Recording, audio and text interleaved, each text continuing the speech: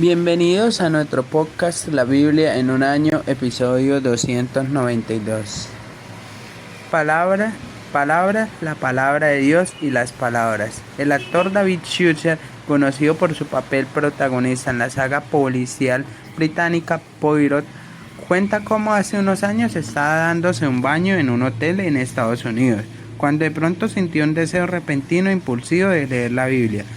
Logró conseguir una Biblia de los Gedeones y empezó a leer el Nuevo Testamento. Al leerla se encontró con Jesucristo. Dijo lo siguiente: de alguna parte me vino el deseo de leer otra vez la Biblia. Esa es la parte más importante de mi conversación. Empecé por los Hechos de los Apóstoles y después fui recorriendo las epístolas a los Romanos y a los Corintios de Pablo. No fue hasta después de hacerlo cuando llegué a los Evangelios. De repente descubrí la manera en la que hay que caminar en la vida. En la Biblia están las palabras más poderosas jamás escritas. Las palabras son un tema importante en ella y el vocablo palabra se usa en diferentes sentidos en los pasajes de hoy. Primero, es usado en el sentido de nuestras palabras. Las cosas que decimos pueden ser buenas o malas. Proverbios 25, 11, 20. Segundo, también es usado en el sentido de la palabra de Dios, la cual es su mayor expresión, Jesucristo. Juan 1:1, Hebreos 1:2. Pero también se refiere a la palabra de Dios en las Escrituras y en la predicación y la enseñanza. 1 Timoteo 4, del 1 al 16. Tercero, la Biblia también usa la frase palabra del Señor en el sentido de profecías. Jeremías 42:7. Dios continúa hablando a la iglesia por medio de mensajes proféticos. 1 Timoteo 4:14.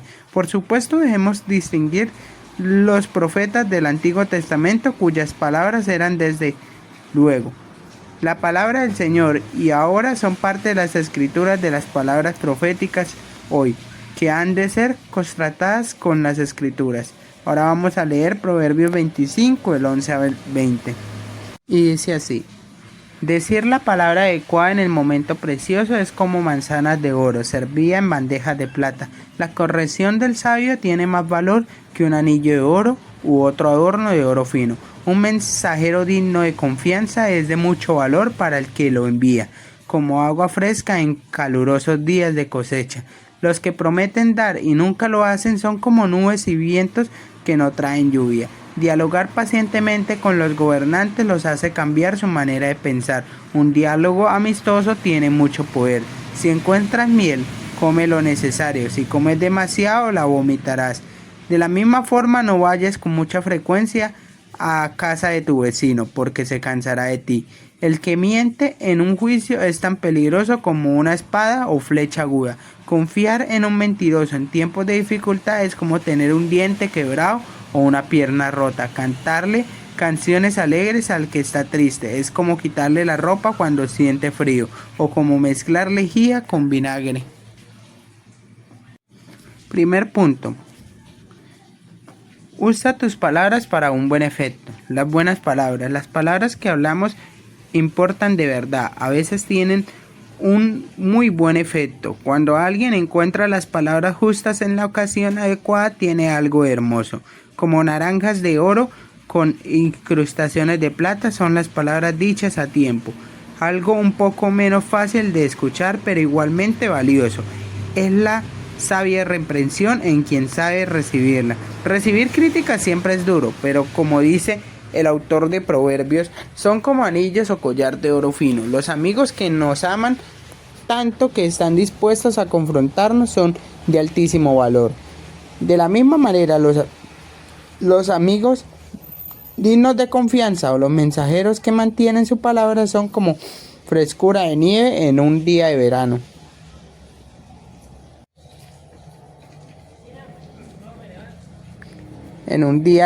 La lengua es muy ponderosa. Con paciencia se convence al gobernante. La lengua amable quebranta hasta los huesos. O como dice Ted Mense, unas palabras suaves rompen las rígidas defensas. Las malas palabras. Pero hay algunos usos de malas palabras contra los que contra los que el escritor de Proverbios nos advierte. Las promesas vacías llevan al descanto, nubes y vientos y nada de lluvia. Es quien presume de dar y nunca da nada. En general no es bueno pasar demasiado tiempo hablando de una persona o un grupo en particular. No frecuentes la casa de tu amigo, no sea que lo fastidies y llegue a aborrecerte. Necesitamos un equilibrio en nuestras relaciones.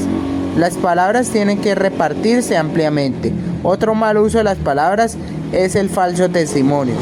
Este puede darse ante un tribunal o simplemente en nuestras conversaciones o en línea. Un mazo, una espada, una aguda saeta, eso es el falso testigo contra su amigo. Es muy doloroso leer o escuchar cosas que simplemente no son verdad. Vamos a hacer una pequeña oración. Señor, gracias por el poder de las palabras para traer bendición. Pon hoy una salvaguarda a mis labios y vigila mi lengua para que solo pronuncie buenas palabras. Ahora vamos a leer 1 Timoteo 4 del 1 al 16. Y dice así: advertencia sobre los falsos maestros. El Espíritu Santo dice claramente que en los últimos tiempos algunos se apartarán de la fe, les harán caso a espíritus que mienten y seguirán enseñanzas de demonios. Esas enseñanzas llevan a través de mentirosos quienes con sus palabras falsas engañan a la gente. Ellos no saben la diferencia entre el bien y el mal. Es como si su entendimiento hubiera sido quemado con hierro candente. Dicen que es prohibido casarse y que algunos alimentos no se deben comer, pero Dios creó esos alimentos. Los que son creyentes y conocen la verdad saben que pueden comerlos dando gracias a Dios. Todo lo que Dios creó es bueno y nada debe ser rechazado, sino recibido con agradecimiento. Todo lo que Dios hizo es purificado por lo que Él dijo y por la oración. Un buen siervo de Jesucristo. Enséñales todo esto a los hermanos y así serás un buen siervo de Jesucristo, nutrido por las palabras de la fe y la excelente enseñanza que has seguido. Pero rechaza los cuentos irreverentes y tontos y más bien entrénate para una vida dedicada a Dios. El ejercicio físico te sirve de algo, pero una vida dedicada a Dios te trae bendiciones tanto para la vida presente como para el del mundo venidero. Todos pueden estar seguros de que esto es cierto, que por esto mismo trabajamos y luchamos, porque hemos puesto nuestra esperanza en el Dios viviente. Él es Salvador de todos los seres humanos, pero en particular de aquellos que creen en Él. Enseña a todos los que te digo y dile que los pongan en práctica. No dejes que nadie te considere menos por ser joven. Sé ejemplo para los creyentes en tu hablar, en tu conducta, en amor, en fe y en la pureza. Mientras yo llego, ocúpate de leerle a los creyentes las escrituras, animándolos y enseñándoles. No se te olvide el don que recibiste por medio de profecía, cuanto los ancianos líderes te impusieron las manos. Presta atención a estas cosas y dedica tu vida a hacerlas para que todos vean el avance de tu trabajo. Ten cuidado con tu forma de vivir y con lo que enseñas. Si eres constante, asegurarás tanto tu salvación como la de los que escuchan tus palabras, tus enseñanzas. Segundo punto, entrégate a la palabra de Dios. Es muy triste y decepcionante cuando los cristianos practicantes se desvían de su fe. Pablo describe que algunos están dejando su fe para correr detrás de inspiraciones engañosas y doctrinas diabólicas. Guárdate contra el engaño estudiando la verdad que es revelada por el Espíritu Santo en la palabra de Dios. Pablo advierte contra las falsas enseñanzas que nos dicen que no te cases o no comas ciertos alimentos. Escribe: el Espíritu dice claramente, y todo lo que Dios ha creado es bueno, y nada es despreciable, si se recibe con acción de gracias, porque la palabra de Dios y la oración lo santifican. Pablo urge a Timoteo a transmitir la buena enseñanza que ha recibido. Un ejemplo de la buena enseñanza es el mensaje digno de crédito, de que Dios es el Salvador de todos, especialmente de los que creen. Timoteo es llamado a actuar así. Estas cosas manda y enseña. tiene que ser un ejemplo para los creyentes en el hablar, igual que en la vida, el amor, la fe y la pureza. Pablo le urge a dedicarse a la pública lectura de las Escrituras, a su enseñanza y predicación. Esta debe ser siempre una alta prioridad para los líderes. Todo esto es parte de ejercitarte en la piedad. Es bueno ejercitarse y mantenerse en forma. El ejercicio físico trae algunos provechos, pero ejercitarse en la piedad es mucho más importante que el entrenamiento físico. Como dice Ted Menset, ejercítate diariamente en Dios, nada de flacidez espiritual, poniéndote en forma para hoy y para siempre. En la vida cristiana tu edad no define tu madurez. Pablo escribe que nadie te menosprecie por ser joven. Da ejemplo con tu vida sin importar cuál sea tu edad. Más aún, la edad no es límite para enseñar la palabra de Dios. Pablo insta a Timoteo a vigilar su vida y su doctrina atentamente. Vigila tu vida y tus labios. Ten cuidado de tu conducta y de tu enseñanza. También se refiere al don que ha sido dado a Timoteo por medio de un mensaje profético. Cuando el colegio de los ancianos impuso sus manos sobre él, este es un ejemplo de una palabra del Señor dada por medio del don de profecía en el Nuevo Testamento. Ahora vamos a hacer una pequeña oración. Señor, ayúdame a ejercitarme en la devoción, a dedicarme a las Escrituras y a dar ejemplo en todas las áreas de mi vida. Ahora vamos a leer Jeremías 40, del 7 al 42 y Jeremías 22. Jeremías 41. El asesinato de Gedalías. En el mes séptimo, Ismael, hijo de Netanías y nieto de Elisama, que era de la familia real y uno de los oficiales del rey, fue con 10 de sus hombres a Mizpa para presentarse ante Gedalías, hijo de Ahicam. Ismael era miembro de la familia real y había sido uno de los oficiales del rey. Mientras comían juntos en Mizpa, Ismael, hijo de Netanías, y los 10 hombres que estaban con él agarraron y asesinaron a espada a Gedalías, hijo de Ahicam y nieto de Safán. Así mataron a quien el rey de Babilonia había nombrado gobernador del país. Ismael también mató a todos los judíos que estaban con Gedalías en Mizpa y a los soldados de Babilonia que se encontraban allí. Al día siguiente del asesinato de Gedalías, y cuando aún nadie se había dado cuenta de ello, llegaron de Siquem, Silo y Samaria 80 hombres con la barba afeitada, la ropa rasgada y el cuerpo lleno de cortadas que ellos mismos se habían hecho. Traían ofrendas de cereal e incienso para ofrecerlos al Señor en el templo. Ismael, hijo de Netanías, salió de Mizpa a saludarlos, llorando por el camino. Al llegar a ellos les dijo: vengan a ver a Gedalías, hijo de Ahicam. Cuando los hombres entraron a la ciudad, Ismael, hijo de Netanías, y sus hombres los mataron y los echaron a un pozo. Pero 10 de esos 80 hombres dijeron: no nos maten, tenemos trigo, cebada, aceite de oliva y miel escondidos en el campo. Ismael se detuvo y no los mató como a sus compañeros. El rey Asa había hecho un pozo cuando Asa, rey de Israel, lo atacó.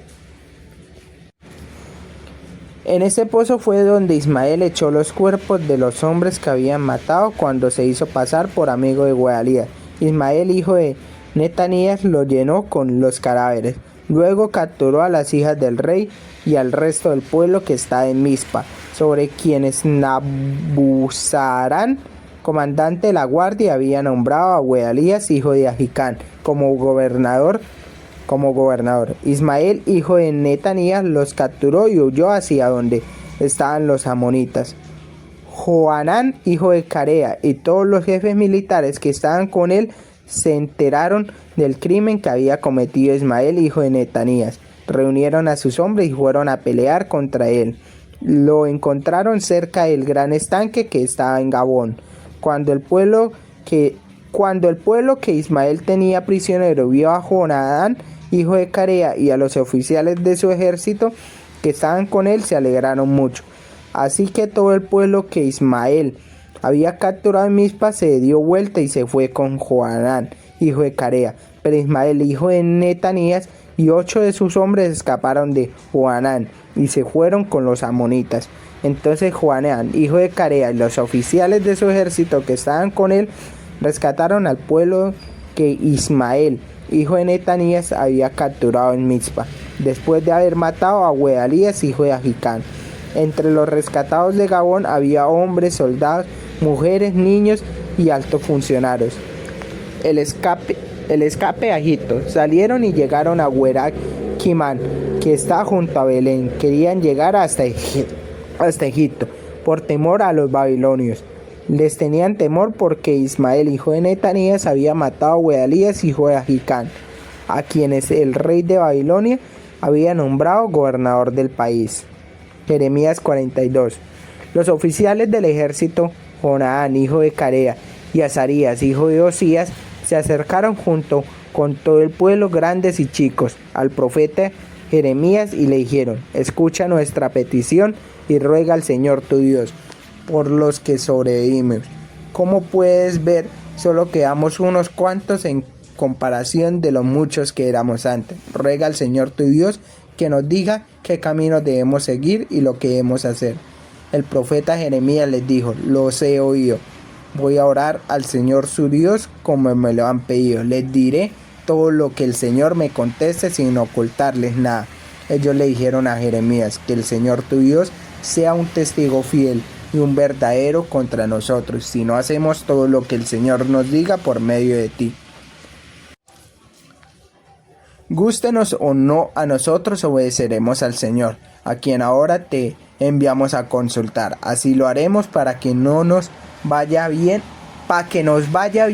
al obedecer al Señor nuestro Dios. Después de 10 días vino mensaje del Señor a Jeremías, quien convocó a Johanán, hijo de Carea, a los oficiales del ejército que estaban con él y a todo el pueblo, grandes y chicos, y les dijo: esto dice el Señor Dios de Israel, a quien me enviaron para presentarle su petición. Si se quedan en esta tierra, yo los edificaré, no los destruiré, los plantaré y no los arrancaré, pues lamento haberlos hecho sufrir.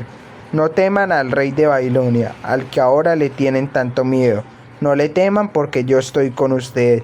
Yo los rescataré y los salvaré de sus manos, lo dice el Señor. Yo tendré compasión de ustedes, de manera que el rey de Babilonia también les tendrá compasión y los dejará regresar al país de ustedes. Pero si no se quedan en esta tierra, si desobedecen al Señor su Dios y dicen: vayámonos a Egipto, donde no veremos guerra y no oiremos el sonido de la trompeta de guerra, ni nos moriremos de hambre. Entonces ustedes, los que quedan de Judá aquí, escuchen el mensaje del Señor. Esto dice el Señor Todopoderoso, el Dios de Israel: si ustedes insisten en irse a Egipto a vivir como inmigrantes, los alcanzará la guerra que tanto temen, los perseguirá el hambre que tanto les preocupa y morirán allí.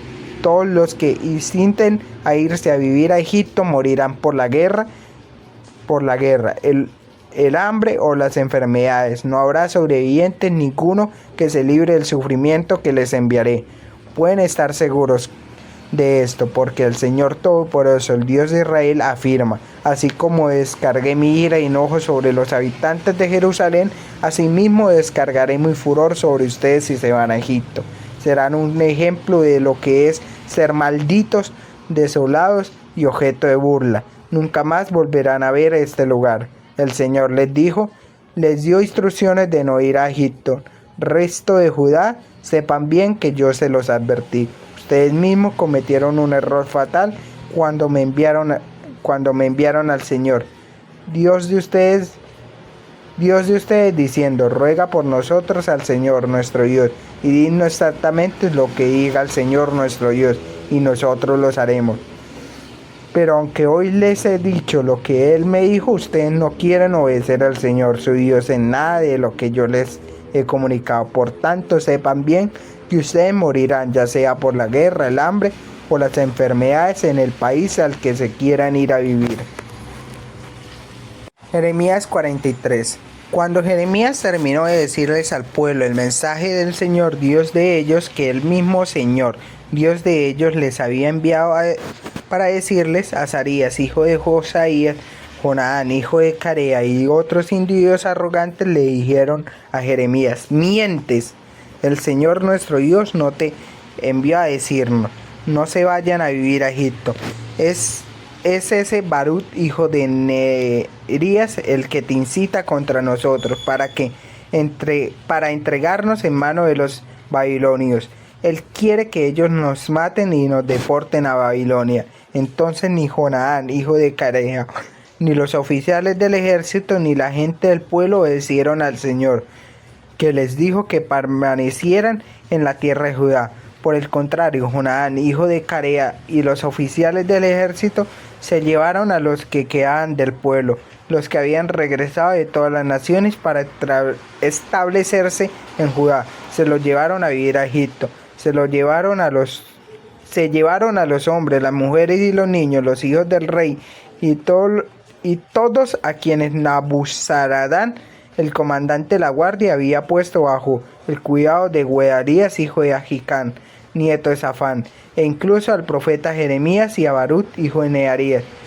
No obedecieron al Señor, se dirigieron todos a Egipto y llegaron hasta la ciudad de Tadneas. En Tadneas vino mensaje del Señor a Jeremías diciendo: toma en tus manos unas piedras grandes y a la vista de los judíos entiérralas con mezcla en el piso enladrillado frente a la entrada del palacio del faraón en Tadneas. Entonces dile que esto dice el Señor Todopoderoso, Dios de Israel: voy a mandar a llamar a mi siervo Nabucodonosor, rey de Babilonia. Sobre estas piedras que he escondido aquí voy a colocar su trono, y él extenderá su toldo real sobre ellas. Vendrá a Egipto y lo atacará. El que esté destinado a morir, morirá. El que esté destinado al exilio, irá al exilio. El que esté destinado a caer en batalla, caerá en batalla. Prenderá fuego a los templos de los dioses de Egipto, los quemará y se los llevarán como si fueran prisioneros. Sacudirá la tierra de Egipto como un pastor sacude su capa para liberarse de los bichos, y luego se irá de allí como si nada. Destruirá los obeliscos de Bet-Semea y prenderá fuego a los templos de los dioses de Egipto. Punto 3. Escucha cuidadosamente las palabras de los profetas. ¿Has estado alguna vez en una situación en la que decidiste que ibas a hacer y entonces buscaste una palabra de Dios para confirmar lo que ya habías decidido hacer en tu corazón? A mí me ha pasado y no es bueno estar en esa situación. Ellos habían decidido que querían bajar a Egipto y querían que Jeremías le dijera un mensaje de Dios confirmando que era lo correcto. Aquello llevó al desastre. Jeremías era un profeta del Antiguo Testamento que tenía la reputación de escuchar la palabra del Señor. Israel había llegado a uno de los momentos más bajos de su historia. Gedarías, quien había sido nombrado gobernador sobre el remanente del pueblo que no había partido al exilio, había sido asesinado.